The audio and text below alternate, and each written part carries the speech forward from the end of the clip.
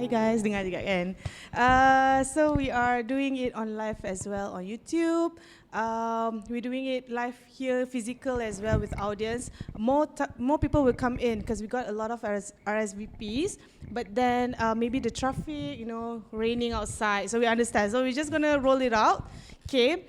So today we are going to have a sharing session with our therapist from the Our Mental Care. Okay. And then we're gonna share with you tips,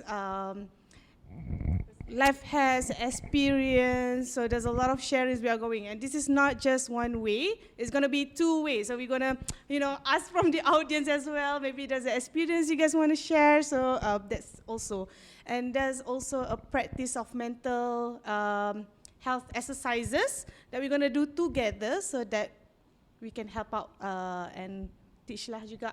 So today's topic is adulting. So before we head on to that, let's just getting to know each other first. Maybe you want to start with the gentleman.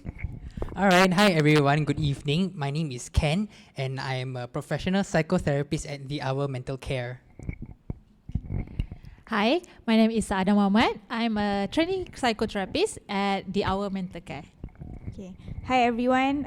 Hope you guys are having a good evening. I'm Afika from Ceruk Temu, The Space. Hello, my name is Safia Azman. I'm actually the PR for 507, also with Afika lah. FKT, 507 is a theatre production, very small scale lah actually.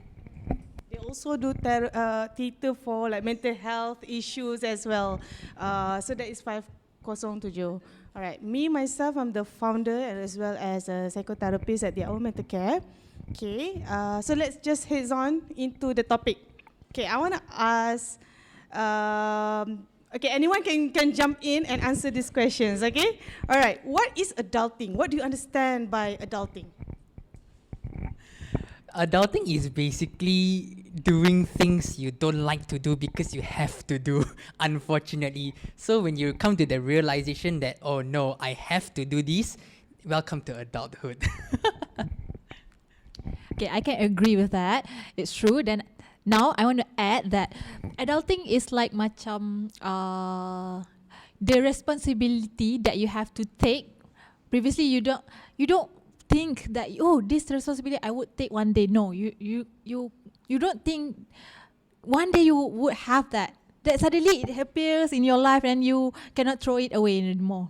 Yeah. So you have to bear the responsibility all throughout your life like that.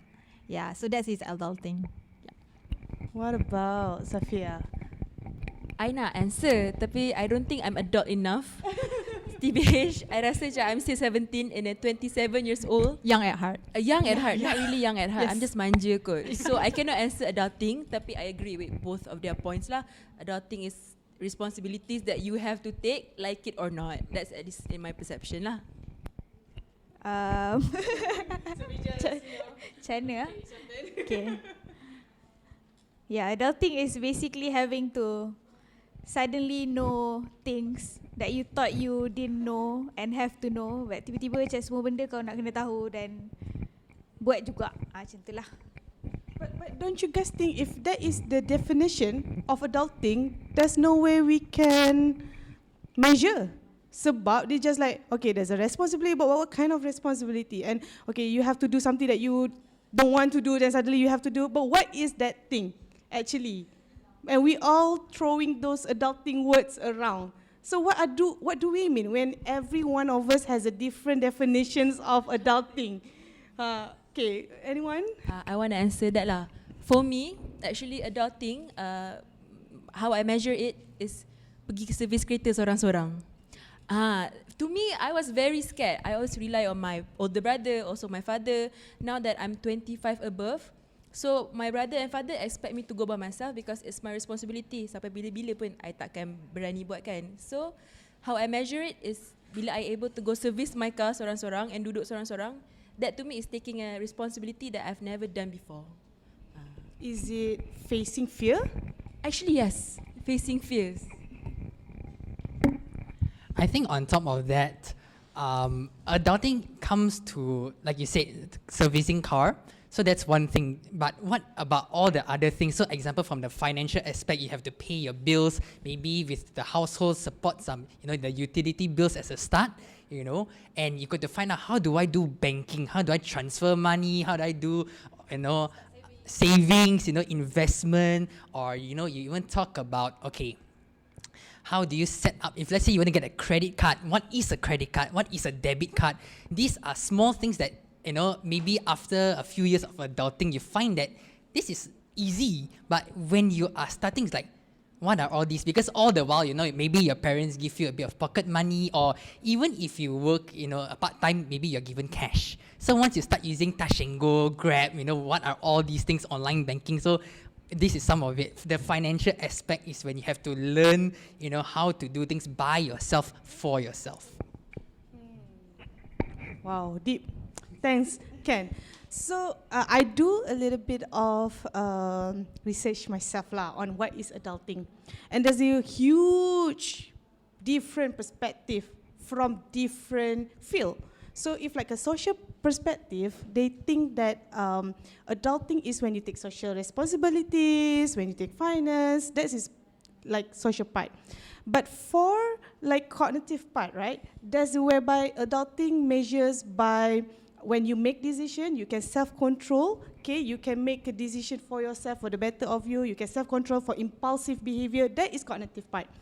But what about like brain development? So there's another different definition of adulting, which is when your gray matter of the brain, okay, is decreasing, minimizing, and then your white matter of the brain grow more and more. So there's different. But when we look into driving license, okay, there's a whole debate about it. 16, 18. So that is age pula. Betul tak? So is adulting through age? Is it the social responsibility? Sekarang nak kahwin pula. What is the adult? What is the minor, kahwin minor?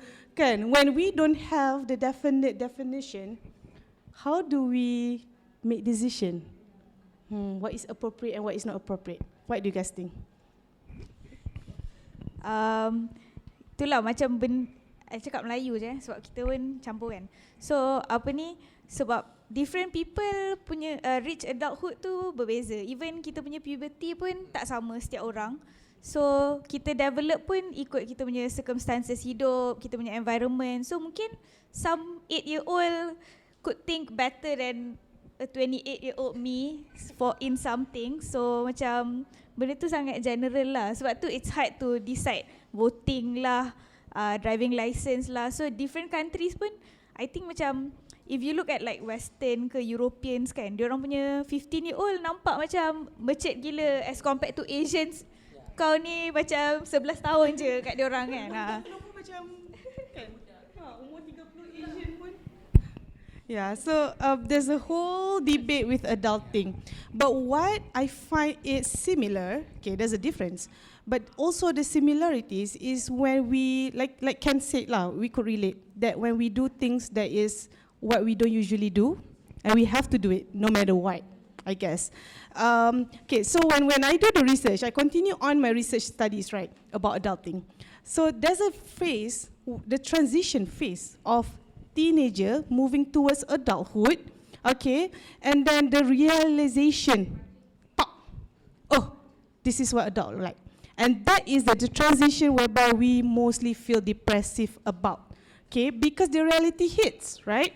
Okay, mula-mula masa kita teenager dulu, kita rasa macam, okay, bila aku dah besar, umur aku dah 21, aku boleh drive, okay, aku boleh drive, aku boleh pergi kerja, aku boleh dapat duit, and I can speak up my mind, I have the freedom. But when you're 21, you're still studying in university, nak beli kereta pun nak kena, okay, there's a huge, okay, nak kena buat loan, nak kena buat tu. So life is not as easy as we thought it was, kan? And then there's a depressive part of it. And bila kita rasa, some people might feel overwhelmed, anxious, what else? You might feel lost juga, macam tak tahu, you nak benda tu, you nak kereta, tapi nak juga enjoy impulsive part of it, of your brain kan. Stress as well. Yeah, probably feel very stressed as well because it's like all the while, like you said, all the while life is like a fairy tale, a fantasy. I can do this, my aspirations. I'm going to be successful. I'm going to be rich. I'm going to own this car. I'm going to own this house. And then when you do your research, just to get a Myvi, 50,000. You want to get a house these days, normal apartment, 600,000. Basic. Where are you going to get that money? Starting salary, 1,008, 2,000. How are you going to get there? So when that realization comes in, you're like, oh dear, oh no, what do I do now? Yeah, then you get stuck. Then, like you said, you get depressed. You feel hopeless. Like, was my life a lie? Right? Lepas tu macam bila, especially during like 18 to 21, 22 kan, for those yang sambung belajar or even yang terus bekerja lepas kat Malaysia kita ada SPM. So dekat situ kita ada dua benda yang kita nak kena fulfill lah. So the stress is for those yang staying with family, you have to meet up with your family expectations in, kalau you nak sambung belajar macam what do they want you to do, but apa yang kita pula nak buat. And also bila kita nak buat tu, kita dah made up our mind macam betul ke this is the decision, and then you have to meet up pula dengan expectation kita sendiri, expectation family members, mungkin a lot of expectations lah at that point, macam nak control benda tu. Yeah. Maybe you can share a bit more because we know Afika is actually background is a lawyer. Okay, she was a lawyer. She took turns. Okay, she changed her path, career path, and then she take this route of maybe performing arts. You also open up this co-working space. Okay, you change career, you change your path. What happened there? What is the responsibility? What is the burden? What is self-doubt that exists in you? What is the anxiety looks like? Okay, this macam memerlukan kena rewind balik lah all those moments kan, in a way. So I think the hardest part for me was when I was around 19 to 22 macam tu, sebab I think macam growing up, okay, I'm the youngest in my family, so mungkin benda ni semua pun main peranan juga. So there's always like expectations of how I have to be. I think macam, yalah, tak kisahlah you anak sulung ke apa ke, macam as for me, my age difference with my siblings are a bit far, so they're all like grown-ups. So there's my older brother dictating me how to live my life, my sister, my aunt, so my like stuff like that lah. Macam there's a lot of people yang macam telling me how I should do my life. Tapi I also grew up to become someone yang kind of macam I nak juga benda ni. So I decided to take law. Itu memang solely my decision.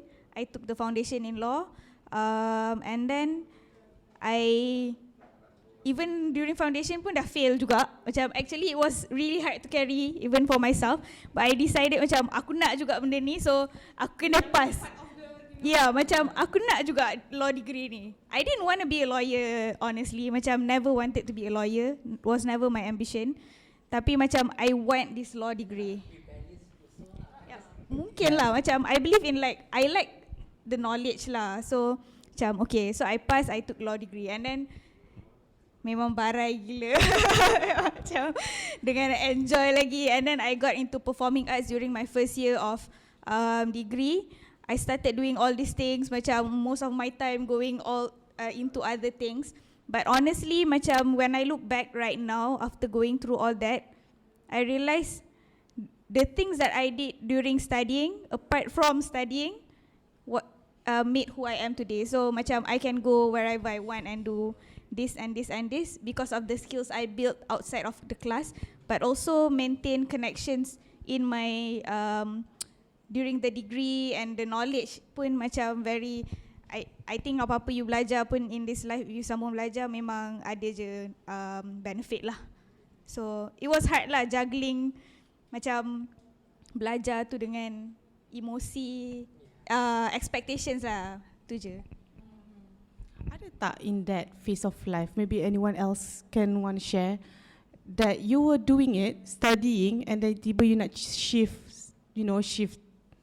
course ke, shift career ke, and then you were like, okay, am I doing it right? I'm lost. Yeah, I think I can share on that. I wouldn't even say back then. Sometimes now also, I still have self-doubt. Like, I think, okay, I'm a psychotherapist, I do counseling sessions, right? Sometimes even in sessions, I feel like, what do I do now? I'm stuck. Like, I don't know at that point in time, right? I don't know what to do. Okay, I mean, I'm just being very honest, right? Of course, during the moment, I have to be professional about it. I have ways, to overcome that. But after the session, when I reflect back, oh, am I suited for this, right? Because my whole life, okay, some people tell me, oh, you're a good listener. I like to help people, but is this the right path? Is this for me? Then at the same time, we think back, oh, all of the time we spend studying, the money we spend studying, if we don't go through that now, will it be a waste, right? So there is that self-doubt, sometimes, not all the time.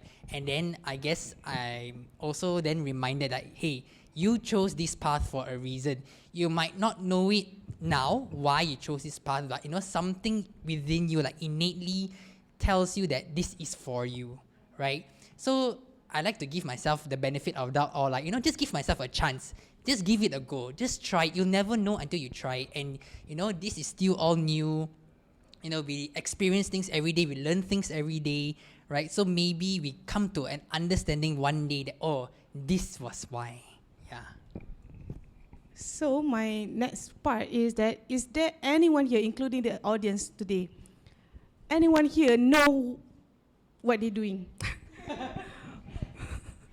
I think there's a lot of ranges of ages. Kan dekat sekarang ni. Ada yang 30, 30s, 40s, 50s, then maybe 20s, and then all the teens also ada juga kan today. Do you guys know what you guys are doing? Okay.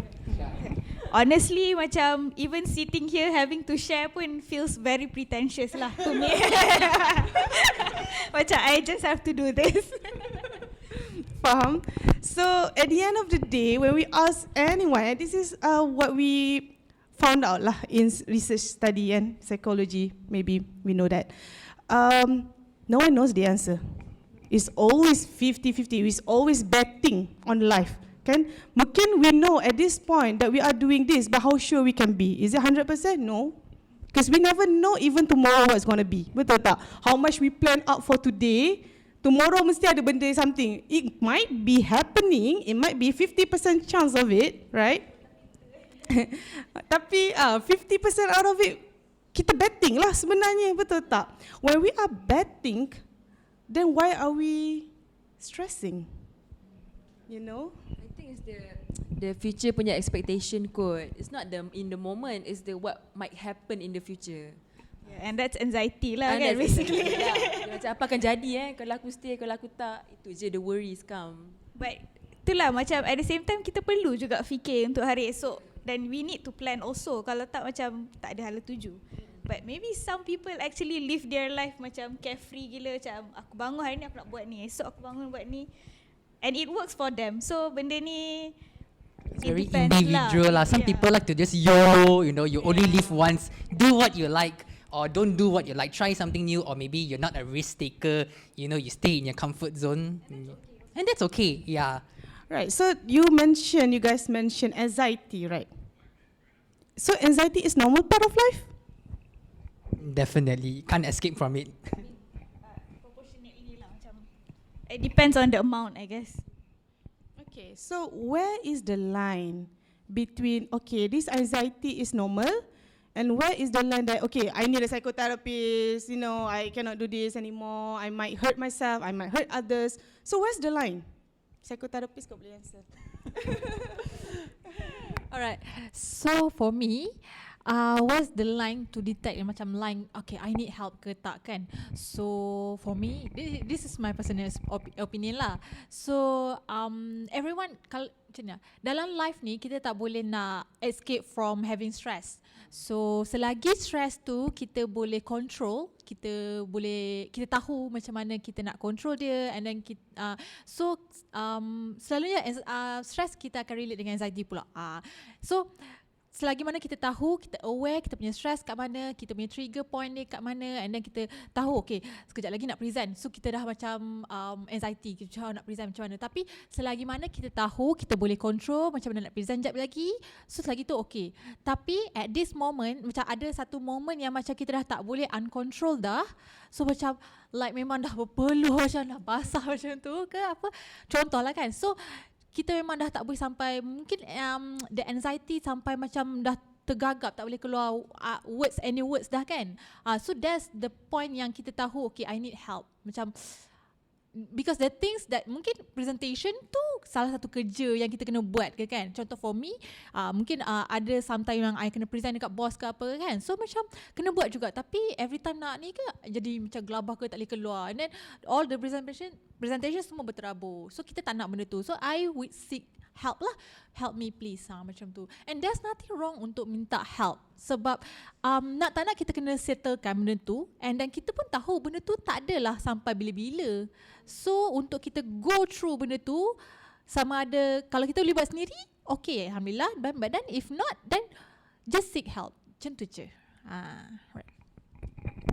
Yeah, I think to add on, we also need to realize that without stress, without anxiety, we cannot progress, right? Because when you get the stress, you feel like, example, let's say presentation, right? Everybody has done presentation in school, assignments, right? If you don't have the stress, oh no, I need to do this, you'll be like, alah, chill je, you know, just, yeah, it's okay, no problem. And then when the submission date is coming, oh no, I have to do it, then it pushes you to do something. It, in a way, pushes you to go out of your comfort zone, okay?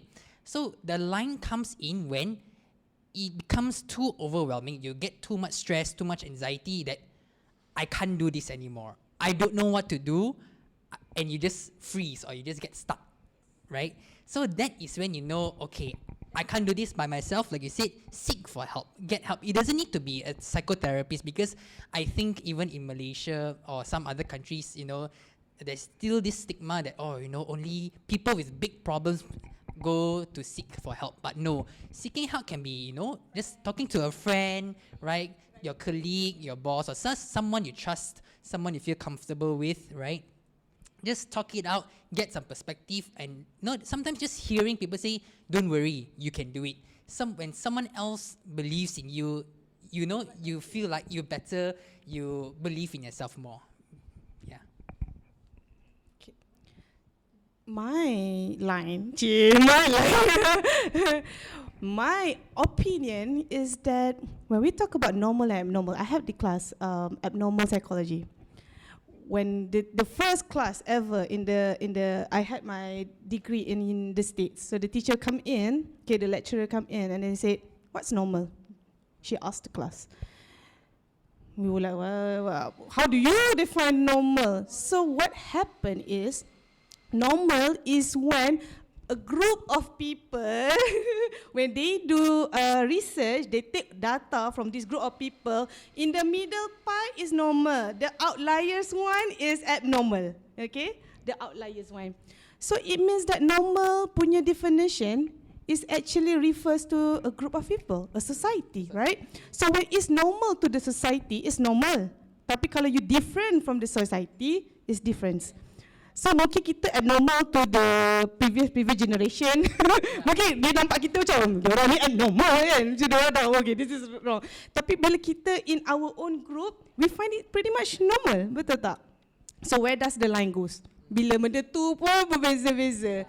So when you cannot do your own daily activities, that's when you need help. This is what I tell my clients in therapy sessions, that when you cannot go, you cannot have a meal, you cannot eat on time, you cannot sleep properly, you cannot talk properly,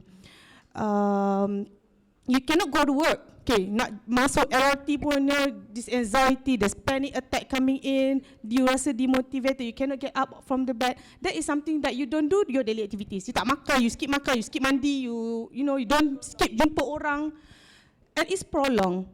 That's where you need help. Yeah, that's my line lah. I have a bit to share lah. I don't know. I mean, in college, I think I excel. I have no problem with presentation. I have no problem with presentation and also exams. Tapi when it comes to work, suddenly I shifted. Tapi I work with my dad. So dia macam supposedly I'm more calm lah kan. Tapi I rasa macam reverting back to what Afika said, I think is his expectation. Macam I have to be the daughter that helps around. So bila macam tu it's prolonged, I tend to push it back. I macam okay je ni kerja dengan ayah kot. As time goes by, I cannot. I feel so demotivated. I actually took a week off last week. Just last week, I took a week off. I don't want to go anywhere. I don't want to see anybody. I just want to rot in my bed all day. So the shift from, I rasa macam in college, I'm so good. I'm a good daughter. I'm a good classmate. I help around. Then masuk kerja, I cannot do it. Dia macam benda tu is a bit stressful and I'm still coping. I'm still coping now. Tapi I dah go to work this week. So I feel slightly better. Tapi the rasa to bad rot is still there lah. That is where, oh sorry, do you want to say I was just something? going to say a summary or good example of adulting. She actually macam Chana dengan warasnya decide aku nak take 1 week leave adalah adulting. Maksudnya dan balancing your anxiety and stress. Sebab kalau orang lain yang tak tahu nak control, diorang akan, oh hari ni aku kerja, aku tak pergi je. Tapi I want to add, I'm actually privileged tau because I work with my dad. Some people, they don't have that privilege to macam, aku tak nak pergi kerja. I have that privilege, Alhamdulillah. Kalau tak, I don't think I can manage. Awareness is one thing, adulting is good. Okay, so there are 2 tips already given out. One is to know that you need your break. Second is to be aware that you have this privilege, that you are better off this way, so you don't take things for granted. Macam tu kot. Okay. So, okay, back to the whole topic. Possible ke nak calm ni dengan semua masalah yang uncertainty? Okay, future is uncertainty. Esok pun tak sure, tak yakin akan berjadi. Okay. Lepas tu semua orang normal anxiety ni. Semua orang pun anxiety macam tu. Okay, so possible ke to become? Okay.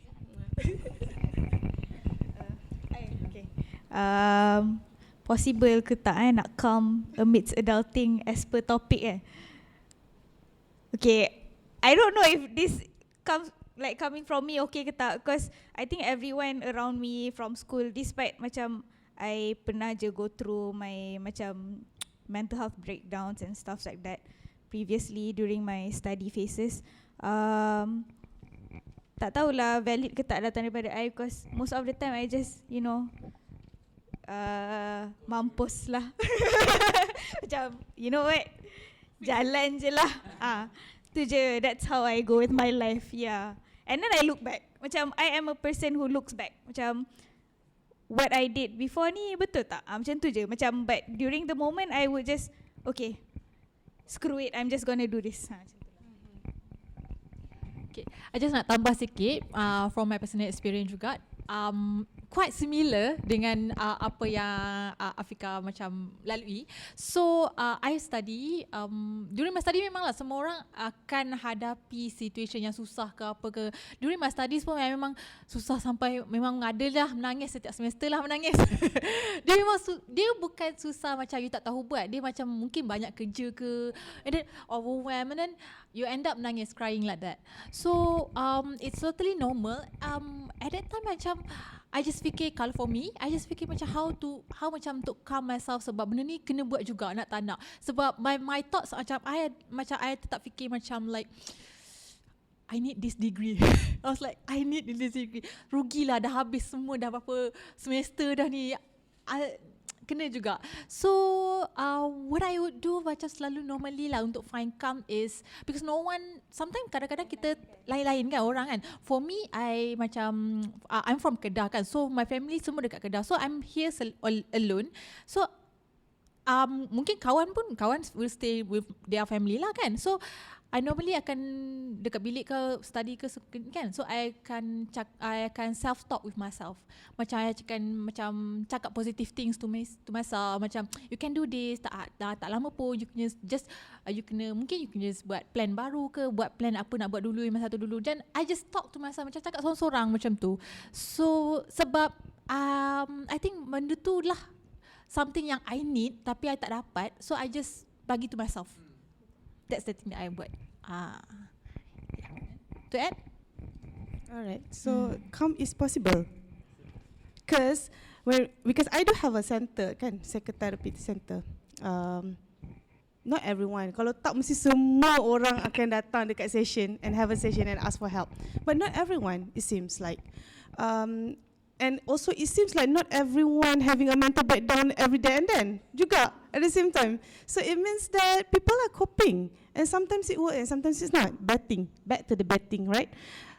So you are constantly trying, you constantly self-soothing, you constantly, fighting for yourself, fighting for your goals, fighting for your expectation. But what I can say lah, for my own personal opinion, is that to accept the imperfections. Susah lah tu kan? Yes, agree. Susah. Sebab kita Susah. susah. Yeah. But I have to agree. Yep.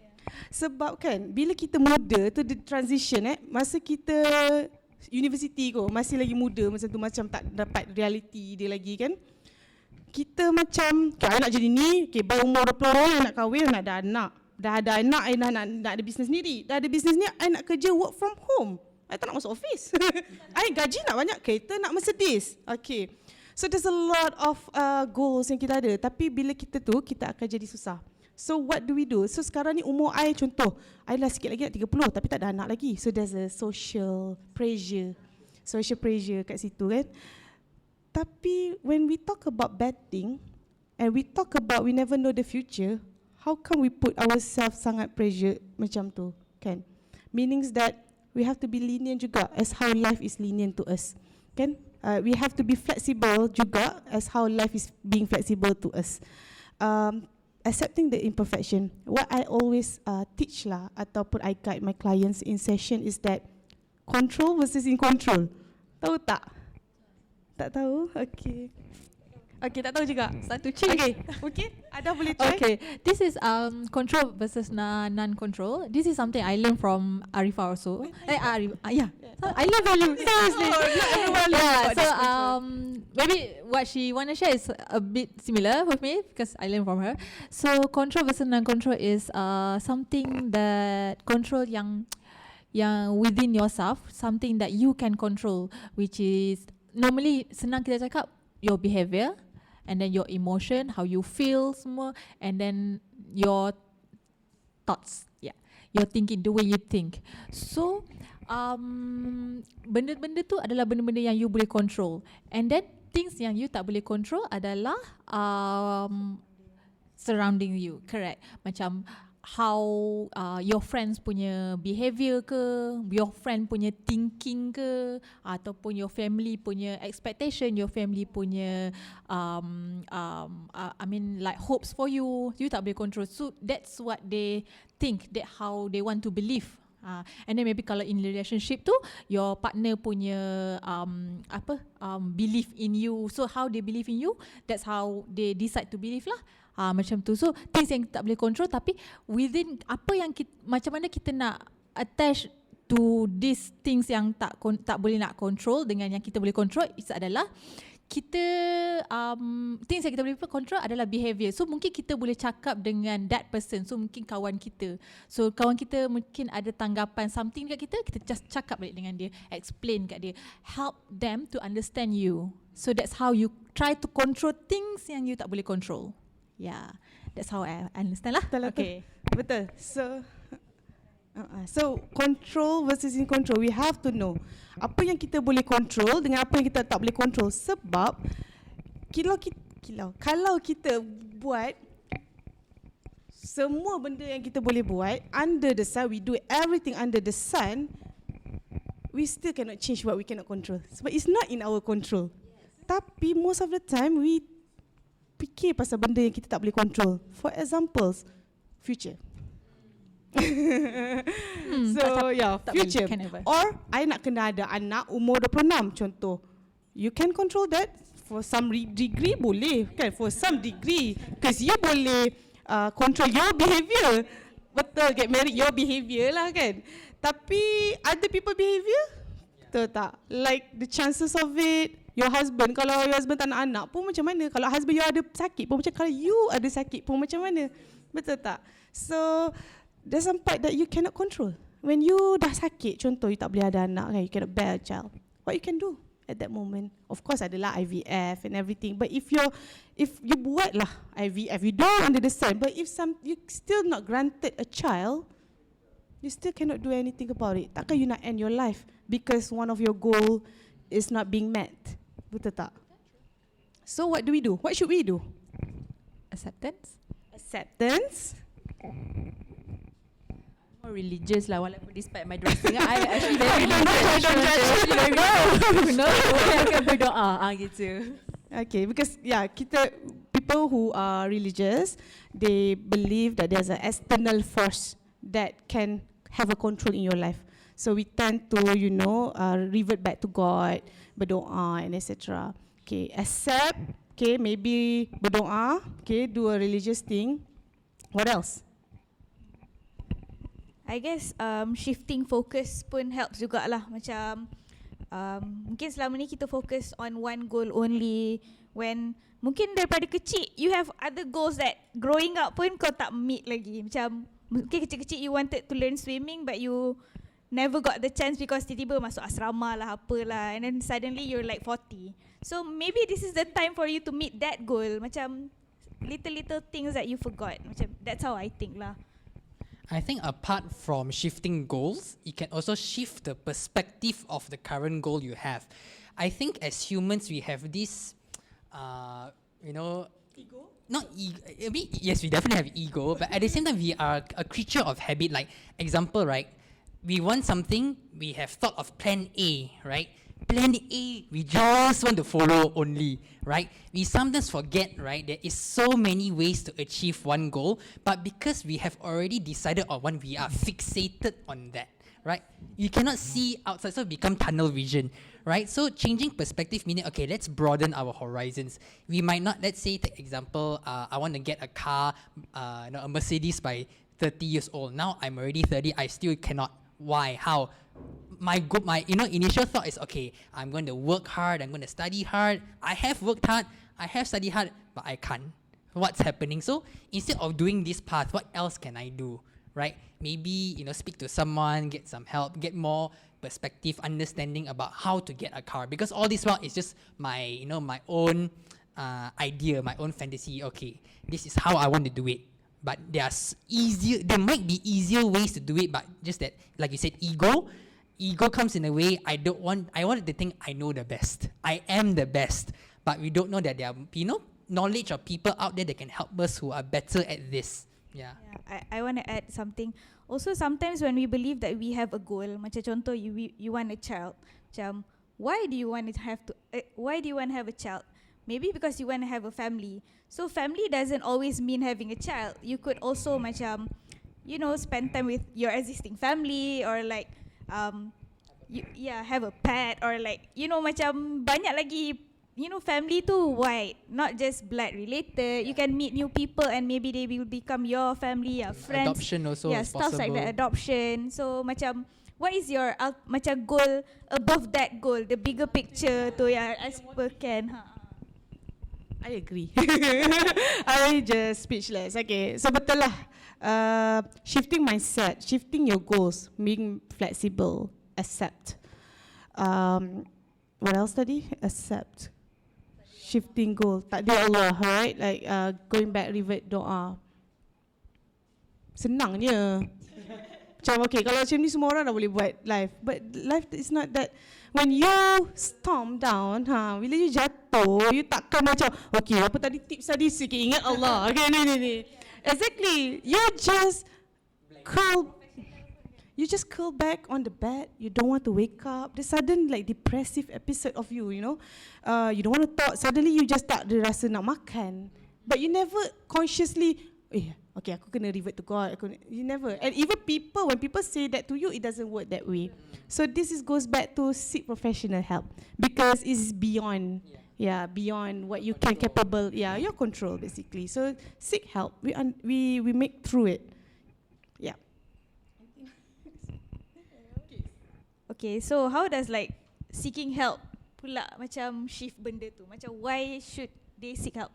Macam in my opinion, macam of course you need professional help, but ultimately you have to learn to know yourself lah. Macam ultimately, no matter how much help you need, macam despite professional help, pergi mengaji ke, pergi everything, you need to know yourself. Macam, why are you feeling this? Why, who is making me feel this way? Why are they making me feel this way? Macam that's how I navigate my life lah. I nak add to that point. Sebab before this, like 4 years ago, I went to professional psychiatrist lah to help me because I was feeling very low. Tapi deep down, I don't even want to help myself pun. Now baru I macam, even I bad road pun, I macam I have to get up every day juga and still live my life. Dulu, it's my own fault lah. I sendiri yang decide tak nak tolong. Despite all the help I'm getting, I still tak nak buat. I still tak nak macam be better. So I think it all boils down to you. You have to find the courage to be better yourself. Yeah, I think what I usually tell my clients, or I even tell my friends, right? You can seek all the help you can get, but if you are not ready to get the help, it's no point. The example I use is that example, you are trapped in a house. The house has caught on fire. Okay, the door is locked. The only way to unlock the door is you have to open it for the firefighters to come in. So the firefighters are banging on the door, open the door, but you are saying, I'm scared. The fire is there, you get stuck because everything's overwhelming. You have too many things to think about, you just freeze, right? So the only way, to get help is to first help yourself, right? You are the first step, not you can go the quickest. Sometimes people think, refer just refer this person to see. The parents will say, my child needs help. My colleague, my boss will say. Like I can understand that. Just to add lah, people can just always tell you, suggest you, but then at the end of the day, you who decide what to do with you. Yeah.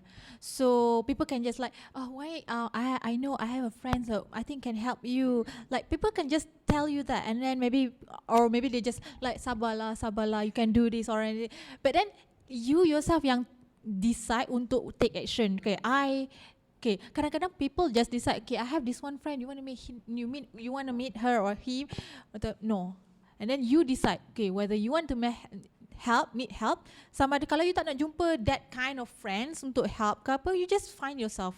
There's always an options untuk you buat. Okay, mungkin orang tu just cakap kat you, they have untuk refer ke apa, but then at points you macam you tak nak follow pun, tapi you nak buat your own decision ke apa ke, ataupun you have your friend yang you lagi trust, dan if you trust that person can help you, why not seek that help? Yeah. Okay, so macam tadi Miss Afika ada cakap pasal you have to know yourself. Easy lah kalau tu. But what if I have a client, anak last juga, everything has been set and decided by parents. Until one point, bila dia not happy with what the parents ask him to do, dia dah kerja juga, dia not happy. But then when I ask him, what do you like? I don't know. I tak tahu. I never get the opportunity to get to know myself, to explore about myself. So, kalau macam tu lah kan, you stuck, betul tak? How are you going to calm yourself sendiri juga? Because you don't have all of this information about yourself. So, what we do in counselling ataupun therapy, in the professional ones, we do that. We getting to know you, we collect all that abstract family. What family means to you? Kita tanya dalam sesi kan. Okay, why having a child important to you? What is the symbol of it in your life? Do you think? So we shift that. The conversation is the treatment itself. Yeah, so we enhance self-reflection, we enhance self-awareness, we contribute suggestions, but also it cater to your deeper wound ataupun trauma. Because sometimes people have trauma. Trauma pun nak kena go through heal dulu juga, yeah. So there's a whole process, but at the end of the day, life is continuous, okay? Continuously ups and downs. So when there's a up, there's a downs. So kalau shit down, betul ke tak ada up? So kita chat with the counselor. Sometimes people bila dia sakit kan, with depression lah contoh, they mind fixated on negative part, and they don't have the capacity untuk change to positif pun. Kalau kita cakap kan, okay, kau anak orang kaya, kau tak patut dah sini, orang lain lagi susah. Kau tengok anak, mulalah, kau tengok Palestin ke, mulalah ada apa-apa semua kan. Kau patut bersyukur, you know. But dia tak boleh pun buka. So what should we do with that? Kita kena understand, delve into those sadness. What happened there? What is the wound there? Rather than covering it up. So I ada satu lagi lah benda yang I nak share. I selalu buat dalam trauma, dalam session when we talk about trauma. Trauma is like a wound on your hands. Right. So rather than you let it heal, okay, you put a bandage on it. So when you put a bandage on it, it not properly heal. Even macam reality pun, you kena buka bandage, you kena clean it up. So you kena put balik, lepas tu you kan. So it continuously work effort.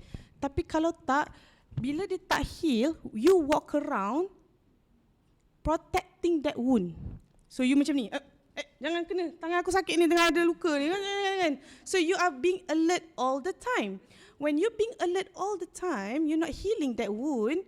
What happened? Stressing out, penat. Sebab you dah, being very alert, on guard all the time. So what you gonna do is, kena buka the bandage, we heal together, face it, let it heal so that you can walk freely. You dah no longer have to, tak boleh. You nak langgar orang pun boleh dah tolak with that hand kan. So you can move freely, you free them from that wound. So that is what we focus on in therapy. Okay. I think we are moving into the mid-session. I nak tanya from the crowd audience. Anyone has anything to share about adulting? Maybe a different perspective from what we have like said before ke macam, ataupun memang semua kita orang cakap ni tak relevan langsung ke because aku dah buat dah tapi tak work pun, stuff Just like share, that, yeah. Asmina, boleh je share. Soalan ke? Any soalan? Okay. Saya nak tanya, Assalamualaikum, nama saya Zaki. Saya nak tanya beza psychotherapist, clinical psychologist dengan counselor. Apa yang Beza. Oh, how do he help? Okay, very good question. So for those of you who couldn't hear, basically he asked what's the difference between like a psychotherapist, a counselor, psychologist, clinical or psychiatrist, right? So generally they are, what I like to tell people, right? Even for doctors, you have a lot of doctors, right? General practitioner, your GP, you got your specialist, you got surgeon and all that. So what's the difference? For a doctor, it's very easy. So for what I tell people, counselors are like your GP, your general practitioners. They know a bit of everything, right? So with normal or common problems, we can help you. But if things get a little too serious, right? Let's say you have anxiety, right? Maybe your anxiety is level 1, still manageable, still can cope, you can come and see a counselor. But if let's say your anxiety is at level 10, you really cannot do anything anymore, you feel like, oh, I'm stuck, I really can't do, even going to a counselor, it's helping, but it's too serious. So you, like a doctor also, right, you will see a specialist, right? So the psychologists are the specialists where they do very in-depth diagnosis on you. They do a lot of study, do a lot of tests, to see what is, the root cause, right? And if let's say you need even more, example, that you broke your arm, the GP say, okay lah, you just put a bandage, okay, but you put bandage, suddenly got wound, got infection, very serious, you go see a specialist, the specialist say, oh, you need to do surgery, the specialist won't do the surgery, you need to go see a surgeon. So psychiatrists are like the level of surgeon where they know everything, right?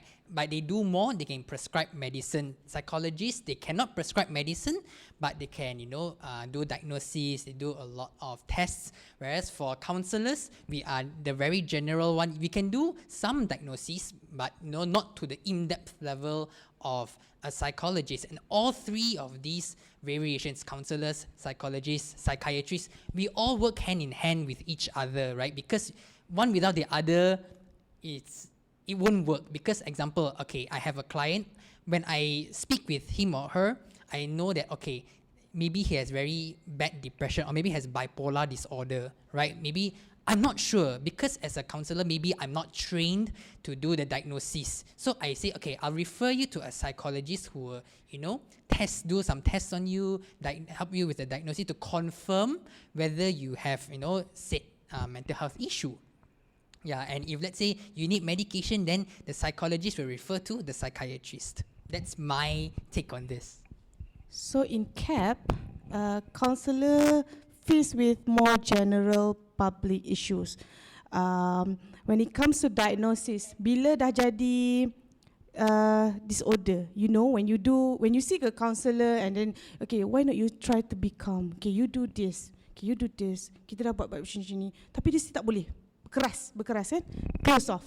So there might be a disorder that exists. So counsellor akan bagi tahu, okay, why not you get diagnosis first? Why diagnosis is important? Because of medication that comes in.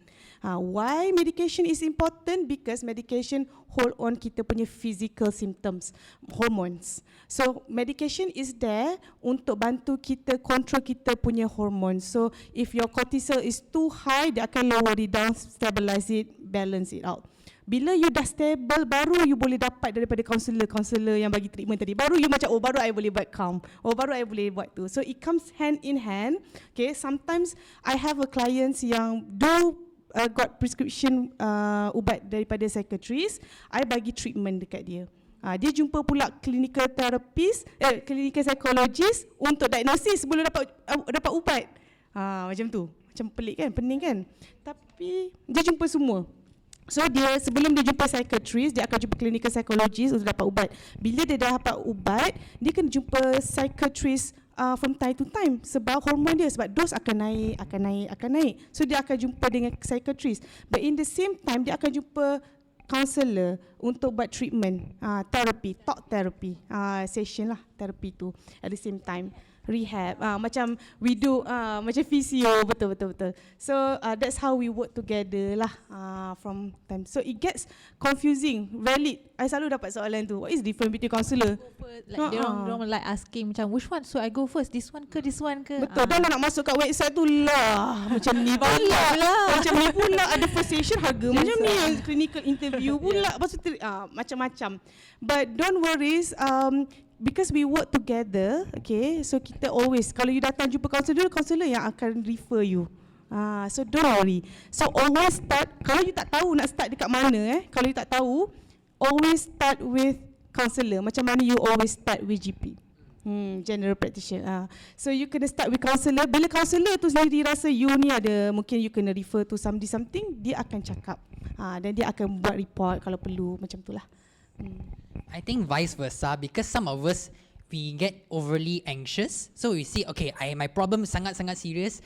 I want to see a specialist straight away. You can, right? You see a psychologist straight away.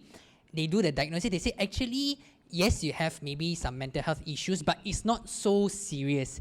You don't need to see a psychologist. You can just see a counselor. So it works both ways. Counselors can refer to psychologists, and psychologists can refer to counselors. Tapi kalau you takut makan ubat, ramai klien I, dia akan jumpa I, sebab dia kata, I tak nak makan ubat, I takut kacau hormon I takut I tak boleh tidur, because medication do have side effects. So kita kena bagi tahu okay, this ubat you might feel, you akan muntah, you akan tak ada selera makan, you kacau tidur, you tak boleh bangun sometimes ubat. So before you do that, maybe you can start with counselor first. Mungkin kita boleh heal that wound, the trauma tu sebelum kita tu. Mungkin bila you dah heal that trauma, slow you mungkin boleh speak up, okay, slow you naik sikit, and then you feel confident, you no longer need medication. Sebab overall medication is there to help to control your physical symptoms je. Hormon you je medication tu. At the end of the day, you're overthinking, okay, your worries, that all comes in your head, and that one you need to talk about it and have a talking therapy to it. I like to add, I'm not like a counsellor or anything, tapi macam a few years ago, macam I had like mental breakdown and all that. So the first thing I did was go to like the university punya clinic, and then the university referred me directly to PPUM. So I terus pergi jumpa psychiatrist. So they terus diagnose me, and then they terus give me ubat. But then you know what, I never ate them pun. Macam, cause even pergi klinik untuk demam pun aku macam makan satu hari je kan. But then memang it took a longer time for me to get better. But I think ada risiko lah kat sini kan. Tapi I don't think that's the only way lah to heal. So sebab tu macam ada counsellors and all that. Because mungkin diagnosis that I got from, of course they are psychiatrists, tapi mungkin the diagnosis tu aku sebenarnya tak adalah critical macam tu. Macam mungkin that's what I was feeling at that moment of time. I just need like someone to talk to, or like just get to know myself better and just enjoy life in some other ways and macam focus on other things rather than my stress. I didn't need the ubat lah. I think like we can in a way like normalize, right? Because when we see a doctor give us medicine, we just take it because we know it helps. But when it comes to mental health, seeing a psychiatrist, like, oh, this medicine very serious. But you know, it's the same thing with going to see a physical doctor, right? You go see the doctor will refer you, and first doctor will give his or her opinion, and sometimes you are a bit skeptical. You feel like, is it true what this doctor said? What will you do? You go for second opinion, third opinion. I mean, until you are satisfied, right? Same goes with mental health practitioners, right? You don't feel satisfied. You're not happy. You can always seek for another opinion. It works the same way. Okay, mungkin kita ni dah macam tips kan, macam self care. Okay, you have to do this. Penat juga dengar kan? Okay, so what if you gone through that? What is the achievement? How do you celebrate that?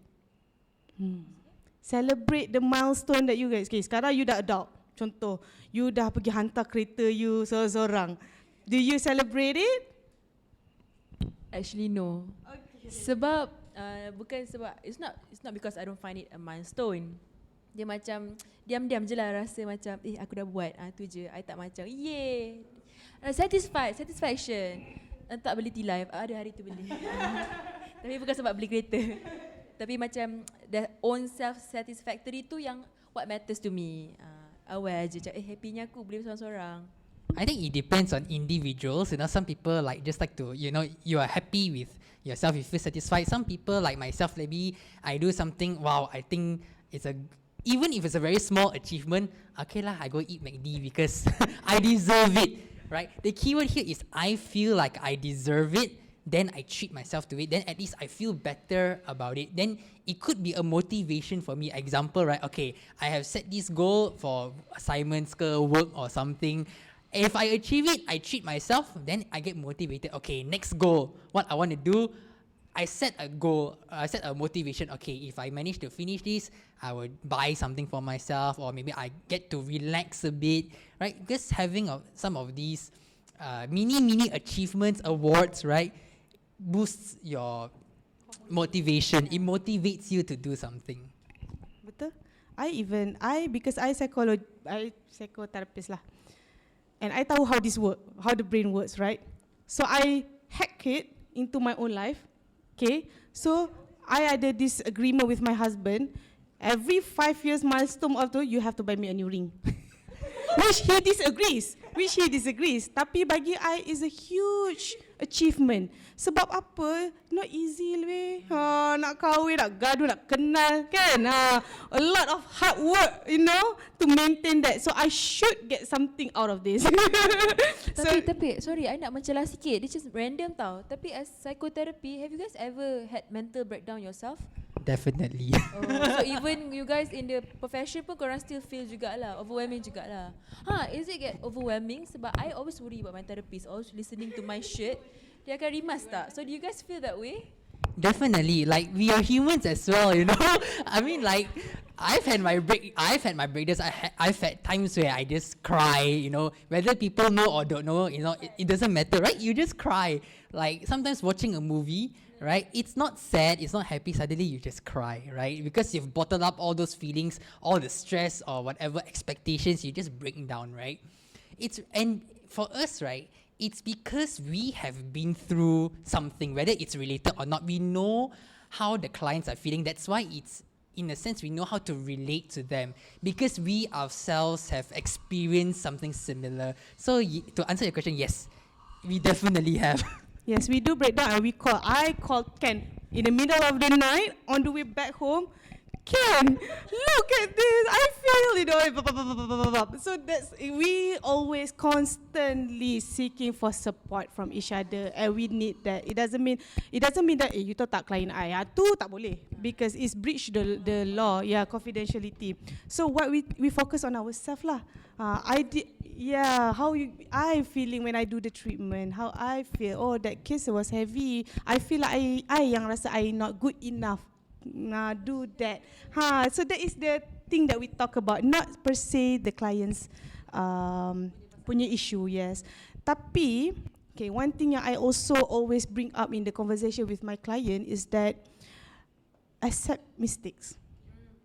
People make mistakes, tahu. People make mistake. No way we're not going to make mistakes. You mak pun you boleh make mistake to your kids. You suami pun you boleh buat mistake to your wife boleh buat mistake to your husband. So we make mistakes. Kita tak boleh lari lah. Dia tak ada pula perfectionist, perfect person yang tak buat mistake, memang tak ada wujud. Bila benda tu tak wujud, ya. That's how we learn lah, macam betul. That's how we learn from mistakes as well. So when we know that people keep on doing mistakes and learning from them, what we can do is we also accept ourselves when we are making any mistakes. So when I talk and ask for support, okay, I think I did mistake. So there's a reflection part of it. Bila I go and talk about it with my friends, with my therapist, I pun ada therapist juga. So we reflect. That is what we do sebenarnya dalam session. We reflect. Betul tak?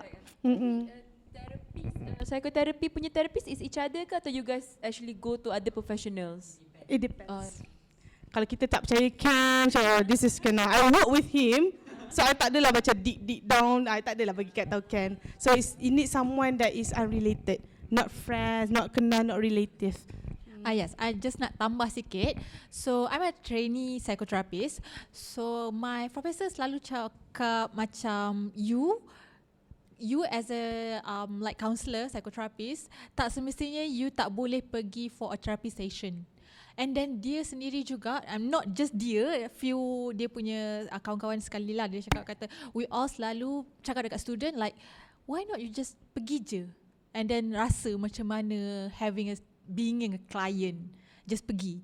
So we all did lah, semua macam sendiri-sendiri. Okay, let's macam, tapi find anyone yang macam memang betul-betul counsellor, be a client.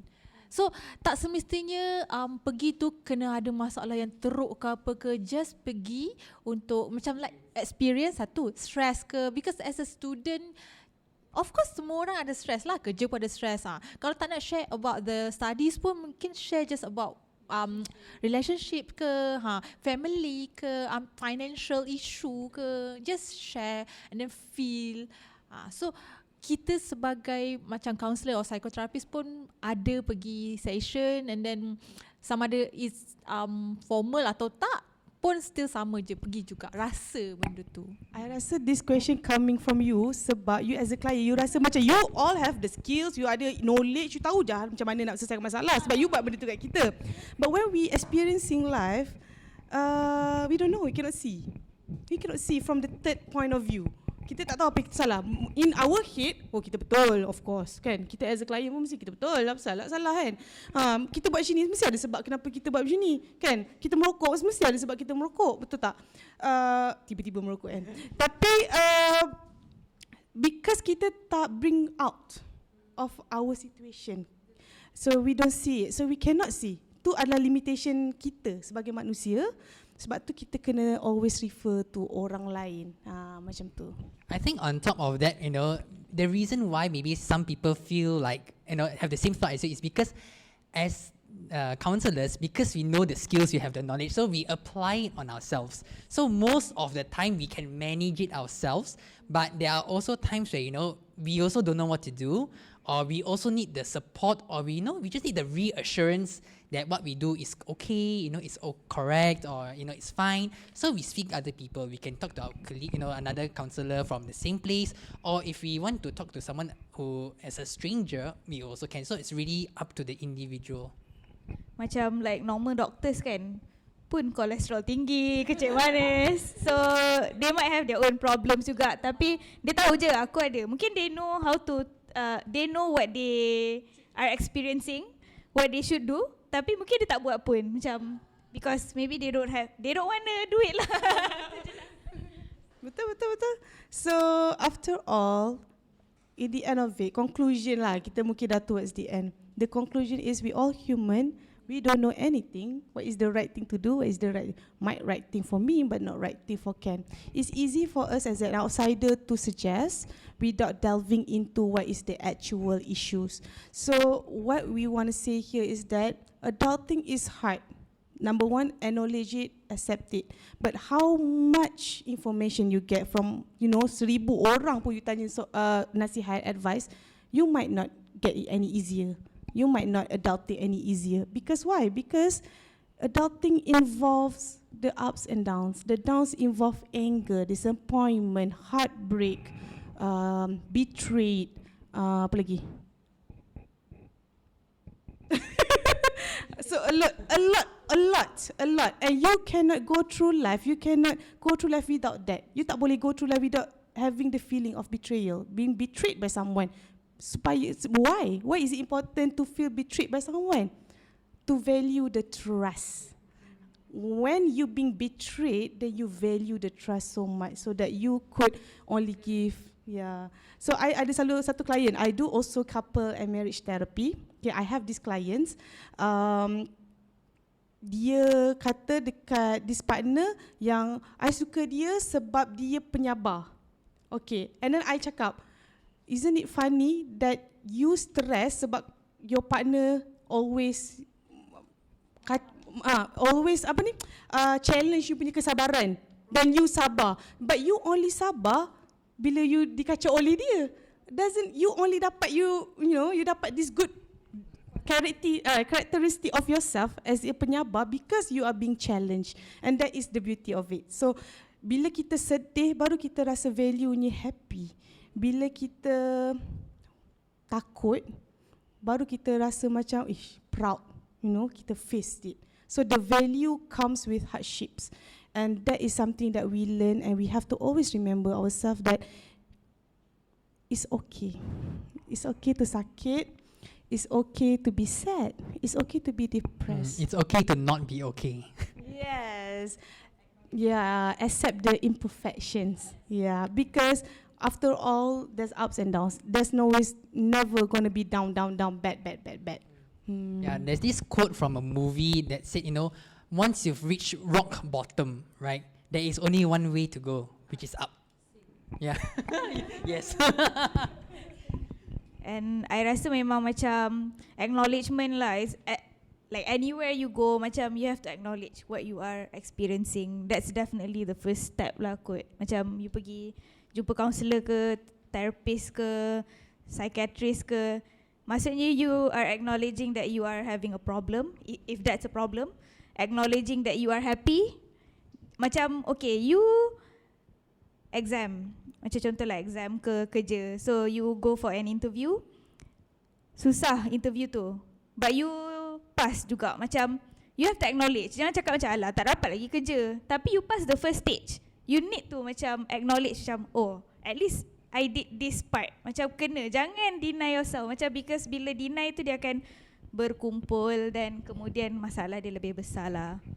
Yeah, so basically it's like you have to celebrate your achievements. It might be because we live in a society that has a lot of expectations, maybe from a family, right? So to them, it's just an interview. There's nothing to celebrate, but to you, it was a big deal. And therefore, it's all about you. What matters to you. So if you think it's big, if you think it's worth celebrating, celebrate. No matter how small. Because at the end of the day, it's you. Okay, jadi kaunselor kan tak habis-habis nak ajar orang. Tapi ada satu benda I nak share with you guys. I think it will be helpful. It's the metaphor of a bus emotions. This is what I teach my client as well. So imagine this is a bus and you have a bus route. Tak. Bukan. Bukan. So this is a bus route. Imagine, and then there's a bus and there's a bus route. Every bus route has bus stops. Betul. So imagine the driver of the bus is your brain, and the passenger on each the bus stop is emotions. Okay, so the brain is driving through this bus route into the bus stop, and then the bus driver tak ada choice. Mesti kena accept juga whatever the emotion is waiting in the bus up. Okay, so you pick up those emotions. There's maybe anger, there might be disappointment. You pick up those emotions in your bus. You put it inside your bus, and you have to continue on because you're a bus driver. You tak boleh stop. Nanti kan bus operation is tak boleh. So you kena go on. Sebab nanti kan ada emotion marah, betul tak? So you take it. You jalan, you go stop into another bus stop. But what happen as you go through this route, the passenger inside the bus akan keluar juga. Sebab dia ada destination that dia orang nak kena pergi. Marah tu ada benda dia nak kena pergi. Dia ada tujuan dia. Dia ada destinasi dia. So you have to open the back door and let that out. What happen, the imbalance is that clients usually close that back door. So they become overwhelmed. Everything. So sometimes dia rasa ngam. Dia macam, tak tahulah rasa apa. Macam-macam lah rasa. So kita, okay, you have to open out. You have to let it out. You have to go to outlet because that emotion has the destination. That emotion sometimes in clients from past 5 years ago, 10 years ago, from the trauma, they don't process. Because why letting go is hard? Sakit, so dia bandage je, senang kan. Ignore je, tak ada passenger kot. Kita macam, okay, kita tak ada passenger kot dalam tu, jalan je lah. Tak buka pintu belakang. Padahal sebenarnya ada. That is awareness come part. Kita yang tak sedar. So tu benda yang tu. So when you go through half patch of life, always remember my metaphor lah. Mungkin ni bus route, okay, dia ada destinasi dia. It's not going to be forever in the bus. Okay, so it's going to stop. And there's another emotion you're going to pick up, which is maybe joy, maybe proud, maybe something emotion you tak pernah rasa pun sebelum ni. So there's more and more and more, and it's a part of it. Yeah, I think maybe to share a personal experience, when I was a teenager or even a kid, I was very, very happy-go-lucky. Like, the Ken back then knew no sadness, knew no anger, no such thing. You can ask all my friends, Ken always smiling, always laughing, always happy, right? Until I went to college and something happened, and it was the first time I, felt this emotion. I was so, sad to the point I skipped my very first class. I was a good student, never skip class, always do homework, First time in history, I skip class. But I skip class also, I see what am I studying. Okay, can go, I skip. Okay, so I skip and I was just like, oh man, like, at that point in time, I was like, I lost myself. I really didn't know what to do. I was just like really down. I was really sad, right? And of course, after a while, I opened up to my friends. I talked to them about it. And, after a while, I accepted it. I'm like, I think many years later, I watched another movie, and the quote from this movie said that pain demands to be felt. And not just pain, all our emotions demand to be felt. That's why we have them. And after watching that movie, right, I realized that, you know what, this is a part of me. This is who I am, right? If I don't feel it, it's going to bottle up and it's going to overflow one day at the wrong time. Then that is worst. So whenever, I go through something, whether it's good, whether it's bad, like, Afika said, accept it, acknowledge it, know that, yes, this is what I'm feeling. You might not know what it is, but acknowledge that, yes, I'm going through something. It's very difficult. Then if you need to seek help, seek help. If not, then do what you think you need to do. Adulting in a nutshell, everyone. Okay.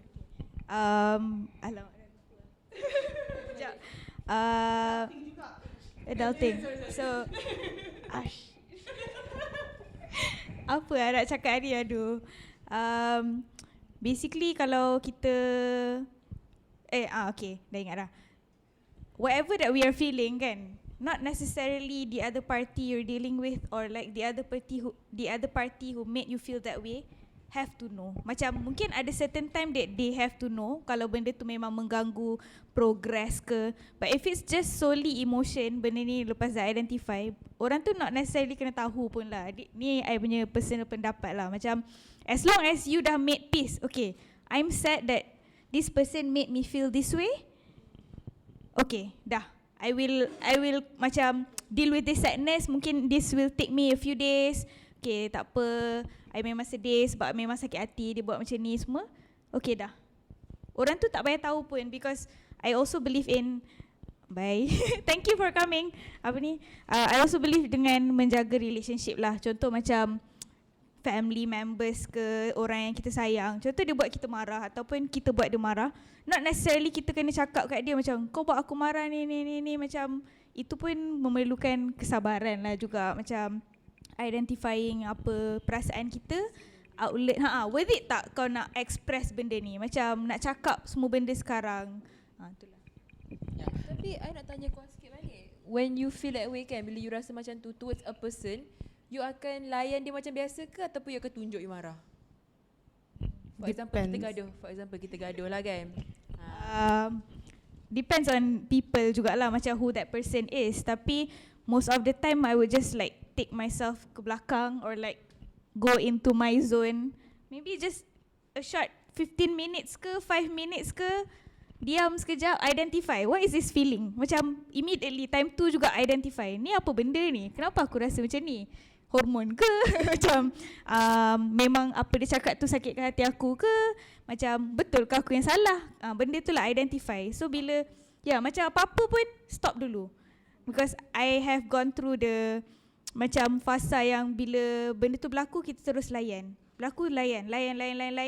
end up memang tak bangun daripada katil lah. So macam so it's best to just, tapi itulah kena ada privilege jugalah nak buat benda tu sebenarnya. Kita tend to react kan, and when people say kita do this, and because I buat couple therapy and in relationship, people tend to criticize a lot when we use you always, you don't, you should, you never clean up the house, you never this, you never do this, you never pick on me, you never ask me, never. That is criticism. But what we do, what is the natural way when we hurt someone criticizes? We defense. We defensive, we become defensive. You pun tak wani lah, gitu lah. So kita gaduh, right? So before we react, we have to stop. Okay, what is this? Okay, am I just reacting because I just want to defend myself? Yeah. Or is this argument legit? That I have to listen. And maybe there's something miscommunication between us. So I kena dengar juga kenapa dia fikir macam tu dan kenapa sepatutnya jadi macam ni. Mungkin. Yeah, I think just to share, like that's why we have counselors, right? Because when you are in that position, at that point in time, I'm arguing with you, I'm not going to think, let me stop. Okay, let me just stop arguing for a while. Wait. Ting. Oh, sorry, I'm wrong. You're not going to think that. You're going to be so angry and you're going to be shouting. You're not going to think that. So, because maybe they've had experience, you are self-aware, right? You know what you need to do. So you take a step back. For some people, in that point in time, you can't control it. And that's normal, right? I'm here to say it's normal, right? Don't feel like, oh, these people are psychotherapists lah, co-founder lah, boleh lah, easy come. It's not. It's because we have been through it ourselves. We have practiced it ourselves. That's why we can share it, with others. But it's normal to not be able to lose control. It's normal. So counselors are here to help you, learn how to control. It's not going to be easy. We're not going to lie. It's not easy. It will take time. It depends on each individual. It practice. Yeah, but also when in couple therapy, specifically when in couple therapy, communication work both ways.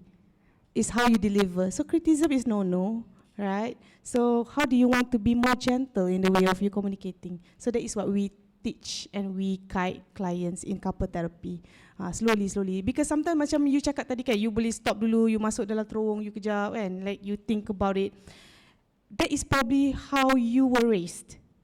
Yeah, some people, macam I jenis yang loud spoken tau. I macam cakap, apa yang cross I cakap, Kalau I tak suka, I tak suka. Even like that is the whole family, how we communicate. We're making clear of how we feel. But of course, when we do that, what will happen?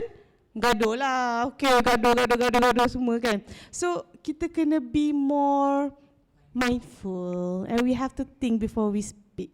Because once we speak, kita tak boleh tarik balik kan. And then there's a regret. When you do that, there's a regret. Sepatutnya tak cakap macam tu kan. Sekarang dia dah hold grudge. Because we never know. People will hold grudge on us, right? So, macam tu lah. But then again, kalau macam, kalau kita hold back tu pun, ada risiko dia. Because some things need to be berhadap time tu juga. You do not have the privilege lah. Macam it depends jugalah macam time and stuff. Kalau you kena deal with it right then, right there, orang ni dah nak pergi naik train, leave you, Tapi you tak deal with it, then you will never get that chance again. You might never lah. Mungkin kalau dah ada pun chance tu, dia takkan sama. So it's back to betting. 50-50. Either you nak cakap your feeling right now ataupun you nak cakap nanti. So every decision we make in life, every action, we never know if it's true or not. Kita never know. Because we only make decision that we think at that time is good for us. Betul tak? What we comfortable with. We never know. And then second, limits? We have to know our own limits. Kita takkan tahu pun in the future what will gonna happen. 50-50. So, bad lah. I think it's getting late. I think we are addressing, ada tak soalan-soalan yang maybe you guys have question you want to ask about adulting ataupun struggles that you are having, you want to ask, share. Basically adulting ni tak ada definition yang sebenar pun lah kan. Exact. So macam apa yang kita semua go through every day is adulting je lah basically. But how you have to like deal with it too individually. Betul? Ada soalan tak from the floor? Do you want to say anything? No, I'm just going to add on, adulting never stops because you face new challenges every day. Some, in the, like, let's say at 30, you achieved everything, you think all is good. Suddenly when you're 40, something happens. Then you go through a different phase of adulting. Then you have to relearn things, you have to do things. So basically life is like a learning process. You never stop learning. You always go through something new. And that goes with adulting. Kid pula. Kan kalau dah ada anak pula buat masalah lain pula. So you have to learn pula macam mana nak tackle your kids. You continuously learning. That's the part of it. You continuously learning and you continuously make mistakes. And that's okay. Okay, ada soalan tak? Okay, I nak together we do a bit of progressive muscle relaxation. Okay, try to cope with me. Kalau korang ada rasa macam overwhelming, you guys think it's too much, you guys so stressed up, do this. Okay, I'm gonna guide you one by one. It's easy je. Why not you guys close your eyes? Okay, together with Close your eyes. I want you to extend your legs out. Extend as far as you can, and you extend, you release. You extend, you release. And also breathe. Deep breathe. Breathe in, breathe out. Breathe in, breathe out. Sit straight. Okay. I want you to elongate your back spine. Okay, sitting straight. Okay, extend your hands. Extend your hands, atas bawah boleh. Out. Okay, you kromokkan tangan you. What is it called? Crumbles. Okay, crumbles. Release your fist. Yeah, make a fist strong. Release. Breathe in between. Extend. Breathe. How about your neck? Extend your neck. Left. Breathe. Right. Breathe. All right. Maybe roll your head. All right.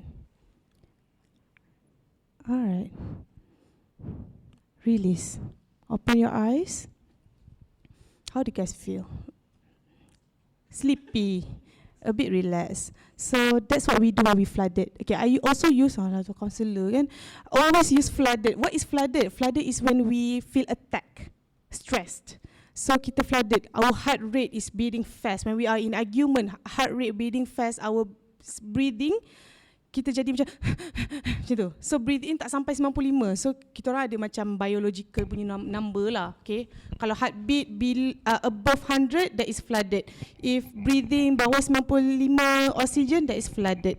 So what do we do? Progressive muscles.